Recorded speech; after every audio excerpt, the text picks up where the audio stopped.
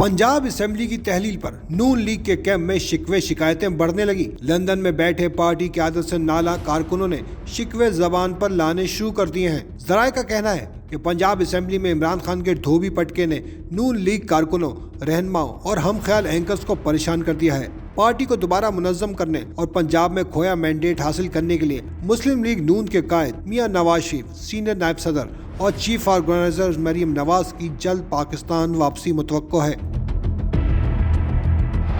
ज़राए के मुताबिक मुस्लिम लीग नून की सीनियर क़यादत का इजलास 1 से 2 रोज में तलब किया गया है, जिसमें नवाज शरीफ और मरियम नवाज की फौरी वतन वापसी पर मुशावरत होगी। ज़राए ये भी कहते हैं कि पार्टी क़यादत के बैरून मुल्क होने पर रहनुमा और कारकुनान शिकवे कर रहे हैं कि अगर पार्टी कायदीन मुल्क में होते तो पंजाब असेंबली तहलील न होती।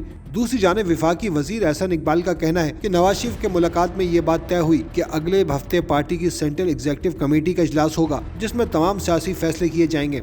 एक बयान में एहसन इकबाल ने कहा कि पहले मरियम नवाज वतन वापस आएंगी और जब मुल्क में आम इंतखाबात की मुहिम होगी तो उसकी क़यादत करने नवाज शरीफ भी वापस आ जाएंगे। एक सवाल पर एहसन इकबाल ने कहा कि एक आईनी बहरान पैदा हो सकता है, क्योंकि इमरान खान की हुकूमत ने खुद ये फैसला किया था कि आइंदा इंतखाबात नई मरदमशुमारी के तहत होंगे। अब ये इलेक्शन कमीशन ने फैसला करना है कि जब नई मरदमशुमारी का अमल जारी हो तो उस वक्त पूरी असेंबली और आम इंतखाबात पुरानी मरदमशुमारी के तहत हो सकते हैं या नहीं।